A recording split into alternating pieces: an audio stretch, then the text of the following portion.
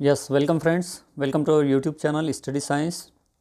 तो चलिए दोस्तों, बढ़ते हैं हम अपने आज के सेशन की तरफ और देखते हैं आज का सेशन क्या है। आज का सेशन हमारा प्लांट्स के ऊपर है और बहुत ही इम्पॉर्टेंट सेशन है। इसके ऊपर आपको बहुत बार, आप जब भी पेपर उठाएंगे आपको इसके ऊपर 1 या 2 मार्क्स के लिए क्वेश्चन पूछा जाएगा और देखने को मिलता है।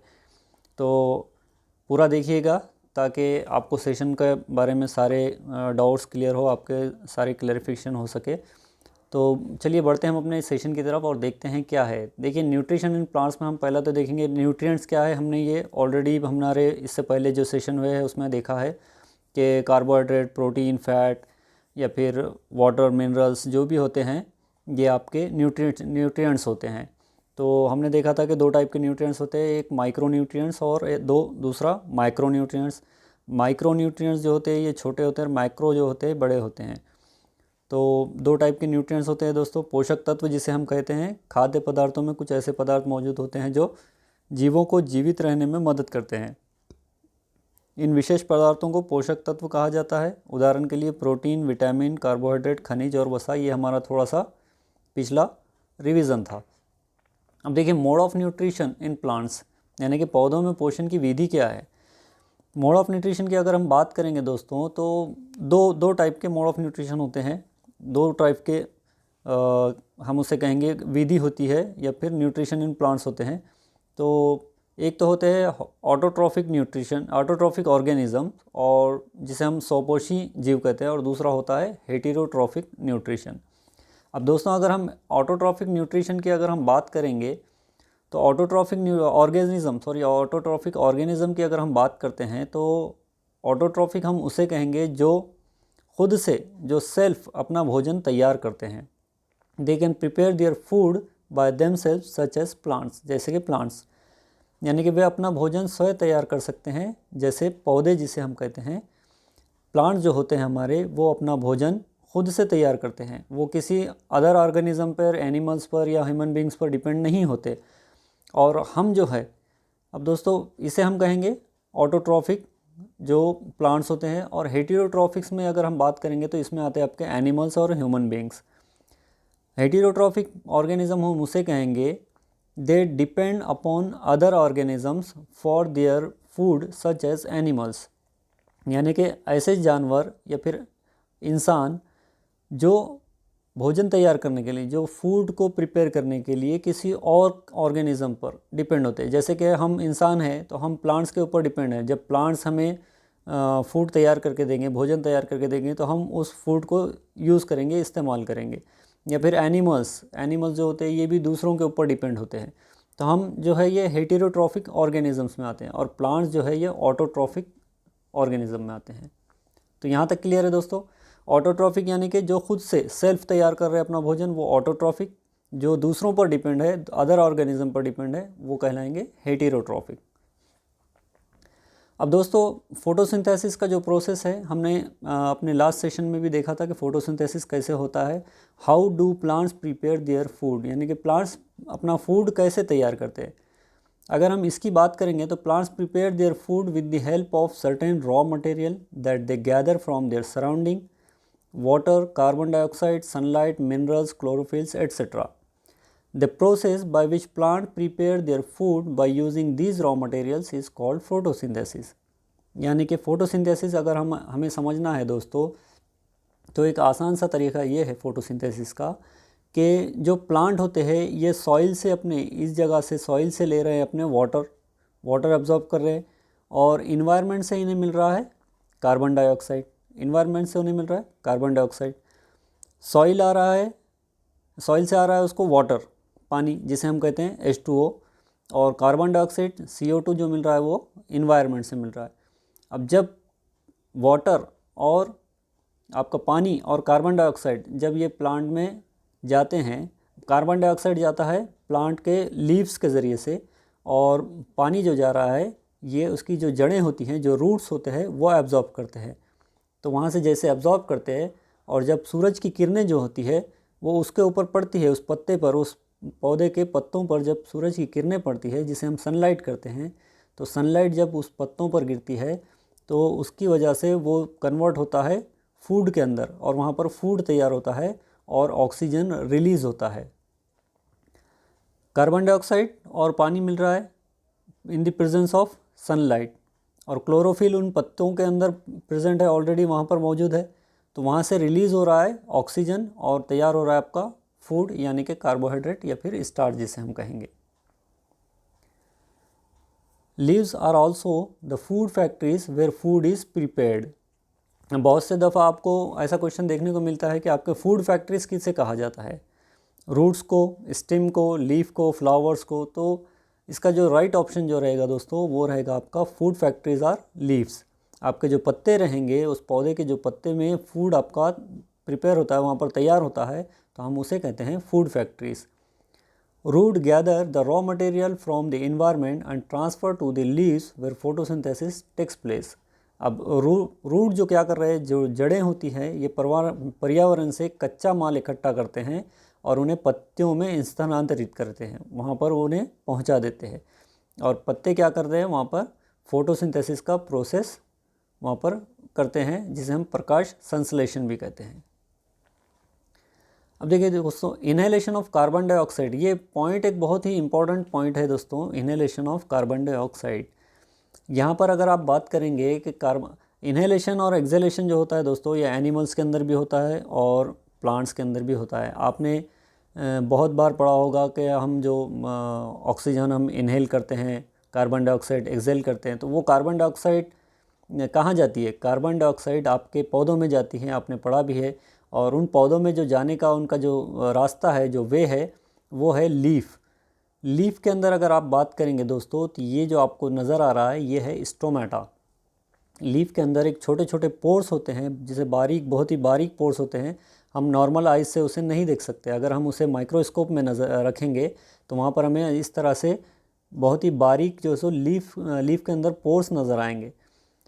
तो अब अगर पोर्स की अगर बात करें हम दोस्तों यहाँ पर, तो देखिए ये है आपका स्टोमेटा, ये क्लोज स्टोमेटा यहाँ पर जो बता रहा है, और ये है आपका ओपन स्टोमेटा। तो देखिए जब यहाँ पर जैसे कि इंसान या फिर एनिमल्स जो भी है, हम जिस तरह से सांस लेते हैं उस तरह से हमारे पौधे भी सांस लेते हैं। तो जब हम कार्बन डाइऑक्साइड रिलीज़ करते हैं तो वो कार्बन डाइऑक्साइड इन्वायरमेंट में मिलती है, हवा में मिलती है, और वहाँ से वो पौधे जो होते हैं उस स्टोमेटा के थ्रू, जिस तरह से हमारा मुंह और नाक होते हैं उसी तरह से ये पत्ते जो है सो इस स्टोमेटा के थ्रू, हम जिसे स्टोमेटा करते हैं, उस मान लीजिए कि वो उनके मुंह और नाक है, समझ लीजिए यहाँ पर अगर एक एग्जांपल लेकर हम समझेंगे, तो उस स्टोमेटा के थ्रू जो सो वो पौधे सांस लेते हैं। वहाँ से कार्बन डाइऑक्साइड इंटर होती है पत्तों के अंदर, और वहाँ पर उसका जो प्रोसेस है फोटोसिंथेसिस का प्रोसेस, वो वहाँ पर होता है। तो ओपन स्टोमेटा अगर आप देखेंगे तो स्टोमेटा इस तरह से आपको ओपन नज़र आएगा। जब वो स्टोमेटा का जो मुंह है वो खुलेगा तो वहाँ पर कार्बन डाइऑक्साइड इंटर होगी, फिर वो क्लोज़ हो जाएगा, वो स्टोमेटा जो है सो वो क्लोज़ हो जाएगा। तो बहुत बार आपको, हम जब नेक्स्ट सेशन में PYQs देखेंगे दोस्तों, तो वहाँ पर आपको इसके ऊपर क्वेश्चन देखने को मिलता है कि अगर पत्तों की सतह पानी के अंदर है, पत्तों की सतह अगर पानी के अंदर है, तो क्या वहाँ पर स्टोमेटा जो सो कार्बन डाइऑक्साइड एब्जॉर्ब कर सकते हैं या नहीं कर सकते। इस तरह से अलग अलग टाइप के आपको इसके ऊपर क्वेश्चंस देखने को मिलते हैं। तो ये है दोस्तों स्टोमेटा, याद रखिएगा, बहुत ही इम्पोर्टेंट टॉपिक है ये। कार्बन डाइऑक्साइड का श्वसन अगर हम हिंदी में बात करते हैं तो पत्तियों की सतह पर स्टोमेटा नामक छोटे छिद्र मौजूद होते हैं जो वायुमंडल में मौजूद कार्बन डाइऑक्साइड को सोख लेते हैं। अब ये था हमारा स्टोमेटा। अब अगर सेल की बात करते हैं दोस्तों, अगर प्लांट सेल की हम बात करते हैं दोस्तों, तो प्लांट सेल जो होते हैं हमारे, देखिए यहाँ पर, तो प्लांट सेल जो होते हैं दोस्तों, cell is a living organism. Cell क्या है हमारा, सेल हमारा लिविंग ऑर्गेनिज्म है। All living organisms are made up of tiny structures called cells. तो हमारी बॉडी, हमारे एनिमल्स की या फिर हमारे प्लांट्स की या फिर ह्यूमन बीइंग्स, ये जो बनते हैं, इनका जो बेसिक यूनिट ऑफ लाइफ है ये है सेल। प्लांट सेल अलग होते हैं और एनिमल सेल अलग होते हैं, इनमें थोड़ा सा डिफरेंस पाया जाता है, वो भी हम आगे देखेंगे। तो अगर हम यहाँ पर प्लांट सेल्स की अगर बात करते हैं दोस्तों, तो यहाँ पर आप देख सकते हैं कि बहुत ही स्मॉल टाइप के होते हैं, ये बहुत ही छोटे छोटे होते हैं, जिसे हम माइक्रोस्कोपिक में के ज़रिए से हम देख सकते हैं, माइक्रोस्कोप के ज़रिए से हम देख सकते हैं। Some organism contains only one cell while other plants and animals contain many cells of different kinds। अब देखिए जो जिसके अंदर एक सेल होता है उसे हम कहेंगे यूनिसेल्यूलर, और जिसके अंदर एक से ज़्यादा सेल होते हैं यानी कि हम एनिमल्स और ह्यूमन बींग्स और प्लांट्स, हम इसे कहेंगे मल्टी सेल्यूलर। यूनिसेल्यूलर की अगर हम बात करें दोस्तों, तो जैसे कि अगर एग्जांपल आप देखेंगे तो अमीबा जो है इसका यूनिसेल्यूलर है। अब अगर हम इसके स्ट्रक्चर की बात करते हैं दोस्तों, सेल के स्ट्रक्चर की, तो आपको सेंटर में नज़र आएगा यहाँ पर, ये देखिए ये है न्यूक्लियस। तो आपको मेन पॉइंट यहाँ पर याद रखना है, every cell has a nucleus present in the centre that perform various function of the cell. तो सेल क्या होता है, सेल ये न्यूक्लियस क्या होता है, न्यूक्लियस हर सेल के अंदर सेंटर में उसके प्रेजेंट होता है, वहाँ पर पाया जाता है, और इसके जो सो बहुत सारे अलग अलग फंक्शंस होते हैं। इन फंक्शंस को भी हम डिटेल में देखेंगे। फ़िलहाल के लिए आपको इतना याद रखना है कि सेल उसका न्यूक्लियस उसका सेल के सेंटर में मौजूद होता है, सेल के सेंटर में प्रेजेंट होता है, और ये अलग अलग टाइप के फंक्शंस को वहाँ पर कार्य करता है। The cell membrane, cell membrane की अगर बात करते हैं दोस्तों, तो यहाँ पर आपको देखने को मिलेगा ये जो है ये सेल मेम्ब्रेन है, और सेल मेम्ब्रेन जो है ये आपकी ये आउटर लाइनिंग होती है। और आउटर लाइनिंग की अगर हम बात करेंगे यहाँ पर, तो देखिए cell membrane, every cell has an outer boundary which protect the cell called the cell membrane. अब सेल मेम्ब्रेन का काम क्या है, ये आपके सेल को, जो भी आपके प्लांट का जो सेल है उसके स्ट्रक्चर को, उसके सेल की बॉडी को वो वहाँ पर प्रोटेक्ट करती है बाहरी नुकसानात से। कोशिका झिल्ली हम जिसे कहते हैं।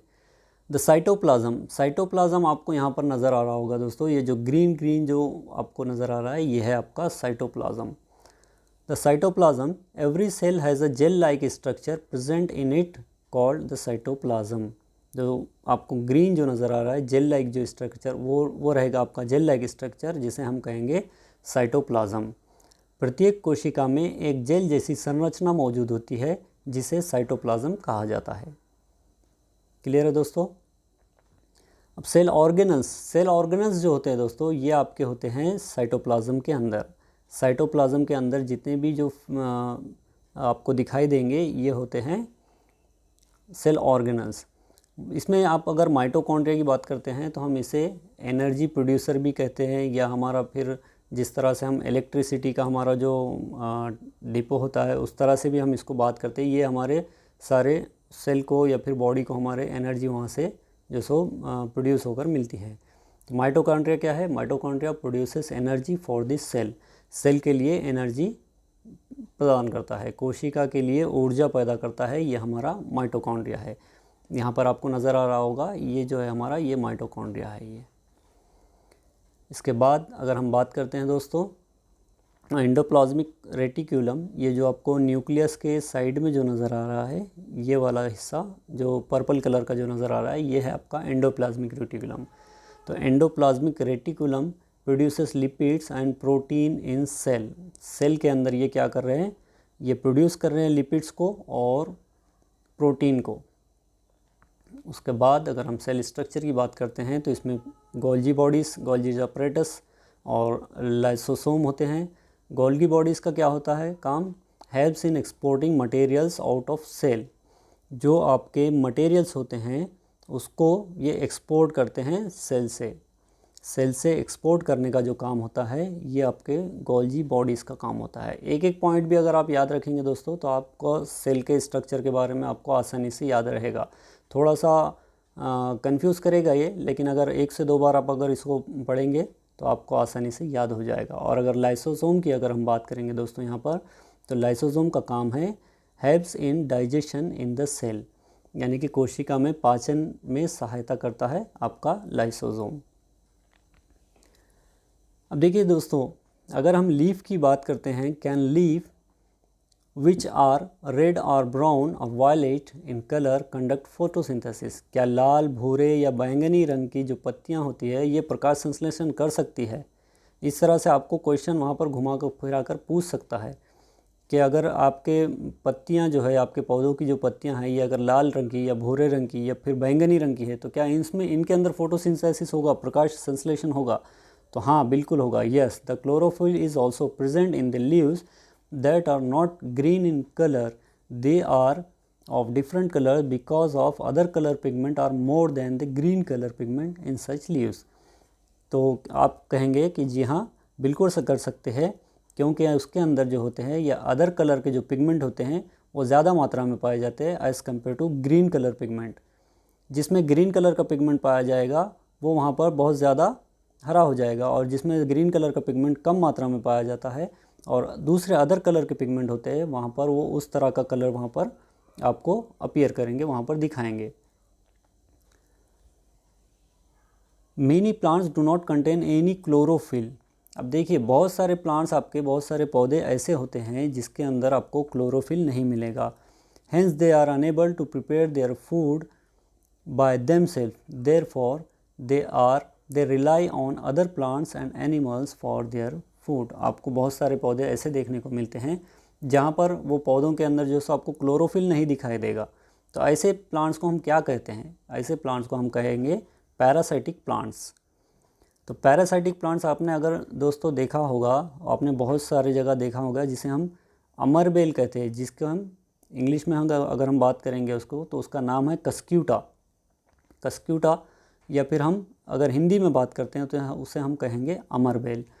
तो अमरबेल आपने अगर देखा होगा दोस्तों, तो वो अदर जो दूसरे ग्रीन प्लांट्स होते हैं, जो हरे पौधे जो दूसरे होते हैं, उसके ऊपर उस बेल को आपने इस तरह से, जो आपको डायग्राम में दिख रही है, इस तरह से आपने लटकते हुए देखा होगा वहाँ पर। तो ये क्या होते हैं? Some plants live on another plants for their nutrition. अब जो प्लांट्स के अंदर क्लोरोफिल नहीं पाया जाता वो प्लांट्स दूसरे प्लांट्स के ऊपर डिपेंड होते हैं। उस प्लांट्स के रूट्स को जाकर वो जो सो जकड़ लेते हैं वहाँ पर, और वहाँ पर अपना शेल्टर बना लेते हैं, उस प्लांट्स के ऊपर ही वो बस जाते हैं। क्योंकि ये जो प्लांट्स होते हैं ये खुद से अपना भोजन तैयार नहीं कर सकते, क्योंकि इनके अंदर क्लोरोफिल नहीं होता। जिसके अंदर क्लोरोफिल नहीं होगा वो खुद से अपना भोजन नहीं तैयार कर सकेंगे, इसलिए वो दूसरे पौधों के ऊपर डिपेंड होते हैं और वहाँ पर जाकर वो रह जाते हैं। These are called parasitic plants. तो ऐसे अमरबेल, ऐसी जो कस्क्यूटा प्लांट्स के टाइप के जो प्लांट्स होते हैं हम उसे कहते हैं पैरासाइटिक प्लांट्स। और जिस प्लांट्स के ऊपर वो वहाँ पर बैठा है वो प्लांट्स, दूसरा प्लांट्स, या फिर उस प्लांट्स के साथ में वो रिलेशन में रहा है, तो उस प्लांट्स को हम कहेंगे होस्ट प्लांट।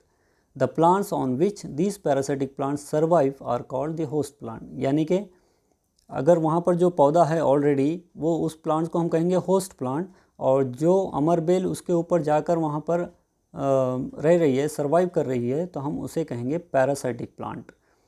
परजीवी पौधे जिसे हम कहते हैं, कुछ पौधे अपने पोषण के लिए दूसरे पौधों पर रहते हैं, इन्हें परजीवी कहा जाता है। जिन पौधों पर ये परजीवी पौधे जीवित रहते हैं उन्हें मेज़बान कहा जाता है। उदाहरण के लिए कस्क्यूटा प्लांट आप जो सो यहाँ पर देख सकते हैं, जिसे हम अमरबेल कहते हैं। इंसेक्टिवोरस प्लांट्स क्या है दोस्तों? देखिए, some plants depend upon insects for the food and thus are called insectivorous. The leaves of These plants are modified into a pitcher-like structure। अब यहाँ पर आपको देखिए, आप अगर पिचर प्लांट की अगर बात करेंगे दोस्तों यहाँ पर, तो देखिए पिचर प्लांट आपको यहाँ पर दिख रहा है, ये है आपका पिचर प्लांट। तो पिचर प्लांट कैसा होता है दोस्तों?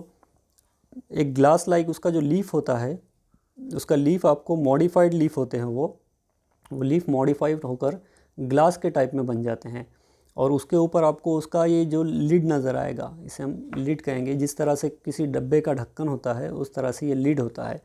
जैसे ही यहाँ पर कोई इंसेक्ट आता है, जो कोई कीड़े या फिर बीज वगैरह आते हैं, वो इसकी तरफ जैसे ही अट्रैक्ट होते हैं, इसके अंदर एक टाइप का जूस होता है यहाँ पर, तो उस जूस के अंदर वो, और यहाँ पर इसके ऊपर कुछ हेयर्स होते हैं, तो जैसे ही वो वहाँ पर आकर बैठेंगे वो लिड ऊपर से लग जाएगा, और वो जो इंसेक्ट या फिर कीड़ा जो रहेगा वो इसके अंदर इस जूस में जाकर गिर जाएगा, और वो जो जूस होता है वो वहाँ पर उस कीड़े को डाइजेस्ट करना, उस इंसेक्ट को डाइजेस्ट करना, पाचन क्रिया जो जिसे हम कहेंगे, वो स्टार्ट हो जाती है वहाँ पर।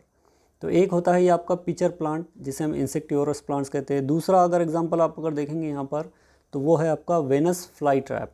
इस तरह से एक प्लांट होता है, और जब ये जो सो ये साइड का और ये साइड का दोनों जो उसके लीफ जो पत्ते होते हैं वो खुले होते हैं, जैसे ही कोई वहाँ पर आकर इंसेक्ट जो सो वहाँ पर आएगा, जो कीड़ा या फिर बीज वहाँ पर आएगी, तो उस तरह से उसके अंदर कुछ सीलिए नुमा 5-6 सेंसर्स होते हैं और उन सेंसर के ज़रिए से उस प्लांट को पता लग जाता है कि कोई इंसेक्ट आया है, और जैसे ही वो वहाँ पर टच होता है वो दोनों जो सो इस तरह से क्लोज़ हो जाते हैं। तो ये है वेनस फ्लाई ट्रैप इस प्लांट का नाम, और ये है पिचर प्लांट। तो ये दोनों के दोनों अगर आपको एग्जाम्पल्स में पूछता है, आपको एग्ज़ाम के अंदर पूछता है कि ये किस प्लांट के एग्जाम्पल है, तो आप बता सकते हैं कि ये इंसेक्टिवोरस प्लांट्स है, वेनस फ्लाई ट्रैप और पिचर प्लांट। अब सेप्रोट्रॉफ्स की अगर हम बात करेंगे दोस्तों, तो सेप्रोट्रॉफ्स आपने देखा होगा, जब कोई ब्रेड होता है, अगर कोई ब्रेड अगर आप लेंगे, उसके स्लाइसेस लेंगे आप, तो वहाँ पर अगर नमी होती है या फिर कुछ, आप एक छोटी सी प्लेट लीजिए, आप अगर घर में प्रैक्टिकल करना चाहते हैं तो एक प्लेट लीजिए और एक ब्रेड की स्लाइस लीजिए और उसके ऊपर थोड़ा सा पानी छिड़किए, पानी को थोड़ा सा पानी डालिए उसके ऊपर, और उसे जो सो एक बंद डब्बे में 2 से 3 दिन के लिए एयर टाइट बॉक्स में उसको जो सो रख दीजिए।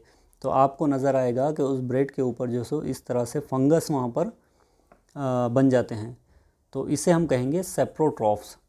Some organisms survive on decaying food and organisms. This mode of nutrition is called saprotrophic nutrition, and the organisms that survive because of the saprotrophic nutrition are called saprophytes. यानी कि कुछ जीव सड़ने वाले भोजन और जीवों पर जीवित रहते हैं। पोषण के इस तरीके को सेप्रोट्रॉफिक पोषण कहा जाता है, और जो जीव सेप्रोट्रॉफिक पोषण के कारण जीवित रहते हैं उन्हें सेप्रोट्रॉफिक कहा जाता है। अब देखिए, अगर आप सेप्रोट्रॉफिक की बात करते हैं, अगर आप इसका एग्जांपल देखते हैं, तो फंगई या ईस्ट एंड मशरूम भी है, जिस तरफ से अगर बात करेंगे आप, तो वो भी एक तरह के सेप्रोट्रॉफ होते हैं, सेप्रोफाइट्स होते हैं। फंगस जिसे हम कहते हैं, fungi are saprophytes that can be found on stale food, यानी कि जो सड़ा गला जो फूड होता है, and pickles which are expose to the hot and humid environment. उदाहरण के लिए अगर बात करेंगे, कवक एक सेप्रोफाइट्स है जो बासी भोजन और अचार पर पाए जाते हैं जो गर्म और आर्द्र वातावरण के संपर्क में आते हैं। अगर आप कोई ब्रेड लेंगे तो उसको, अगर आप उस ब्रेड को वहाँ पर थोड़ा सा, अगर वहाँ से इतना सा हिस्सा निकाल कर अगर आप वहाँ पर किसी माइक्रोस्कोप में अगर उसको रख कर देखेंगे, तो इस तरह से आपको जो है सो सेप्रोफाइट्स या फंगल स्पोर्स आपको जो है सो वहाँ पर नज़र आते हैं दोस्तों। तो ये जो होता है इसे हम कहेंगे सेप्रोट्रॉफ। अब देखिए दोस्तों, सिम्बायोटिक रिलेशनशिप क्या होती है, सहजीवी संबंध जिसे हम कहते हैं। जैसे कि हमने इसके पहले एक एसिड बेस और साल्ट का हमने चैप्टर देखा था, तो वहाँ पर आपने लाइकेन देखा था। तो लाइकेन में मैंने बताया था आपको कि जब अलगे और फंगस एक जगह पर जब सिम्बायोटिक रिलेशन में मिलते हैं, तैयार बनते हैं वहाँ पर, तो वहाँ पर तैयार होता है आपका लाइकेन। तो ये सिम्बायोटिक रिलेशन उसी को कहेंगे हम। Sometimes an organism that contains chlorophyll, such as algae, lives in association with a fungus, together called lichens. The algae provides food and nutrition to the fungus, while the fungus provides water, minerals and shelter to the algae. यानी कि क्या हो रहा है, देखिए, कभी कभी कोई जीव जिसमें क्लोरोफिल होता है, जैसे कि शैवाल एक कवक के साथ मिलकर रहता है, जिसे लाइकेन कहा जाता है। शैवाल कवक को भोजन और पोषण प्रदान करते हैं, जबकि कवक शैवाल को पानी, खनिज और आश्रय प्रदान करते हैं। तो जब एक अलगे मिलता है दोस्तों, और वहाँ पर एक फंगस मिलता है, जब एक फंगस और अलगे मिल रहा है तो वहाँ पर तैयार होता है लाइकेन। तो ये आपका सिम्बायोटिक रिलेशन का एक बेस्ट एग्जाम्पल है। अब बैक्टीरियम, राइजोबियम बैक्टीरियम की अगर बात करेंगे दोस्तों हम, इसी तरह से आपका एक बहुत ही अच्छा टॉपिक है जिसके ऊपर आपको बार बार देखने को क्वेश्चन मिलते हैं, rhizobium bacterium. A bacterium called rhizobium is present in the soil which can convert nitrogen present in the form that can be consumed by the plants. यानी कि राइजोबियम नामक जीवाणु मिट्टी में मौजूद होता है, जो इसमें मौजूद नाइट्रोजन को पौधों द्वारा उपयोग योग्य रूप में परिवर्तित कर सकता है। अब यहाँ पर देखिए, एक बैक्टीरिया है और आपके पौधे जो होते हैं, आपके पौधों को नाइट्रोजन की रिक्वायरमेंट होती है वहाँ पर। तो जैसे नाइट्रोजन की रिक्वायरमेंट वहाँ पर बढ़ेगी पौधों को, तो वो जो बैक्टीरिया होते हैं जिसे हम राइजोबियम कहते हैं, वो राइजोबियम बैक्टीरिया यहाँ पर सिम्बायोटिक रिलेशन में रहते हैं इस पौधे के। ख़ास करके जो फलीदार जो आपके पौधे होते हैं, जैसे चना हो गया या फिर कोई और बीन्स हो गई, मेज़ हो गई, तो इस तरह के जो पौधे होते हैं इनके जो रूट्स नज़र आ रहे हैं आपको, जो जड़ें नज़र आ रही है, वहाँ पर इस तरह का ये नोड्यूल जो सो ये एक तरह का छोटा सा आपको अगर नज़र आ रहा है ये वाला, तो यहाँ पर एक डॉट टाइप में, तो इस तरह से वो अपने नोड्स बनाते हैं और उस नोड्स के अंदर जाकर वो पौधा जो है उन्हें शेल्टर दे रहा है, रहने के लिए जगह दे रहा है, और वो जो राइजोबियम बैक्टीरिया है वो उस पौधे को नाइट्रोजन दे रहे हैं। तो ये भी एक तरह का सिम्बायोटिक रिलेशन रहेगा। अब देखिए हमारा लास्ट टॉपिक है इस सेशन का, प्राइमरी न्यूट्रिएंट्स। प्राइमरी न्यूट्रिएंट्स किसे कहते हैं दोस्तों? फॉस्फोरस। 3 टाइप के आपके मेन प्राइमरी न्यूट्रिएंट्स है दोस्तों। पहला तो आपका फॉस्फोरस, जो कि आपके रूट के लिए ज़रूरी होता है। फॉस्फोरस जो होता है दोस्तों ये आपके रूट के लिए, आपकी जड़ों के लिए बहुत ज़्यादा ज़रूरी होता है। उसके बाद नाइट्रोजन की अगर हम बात करते हैं, मेक अमाइनो एसिड। नाइट्रोजन क्या करता है?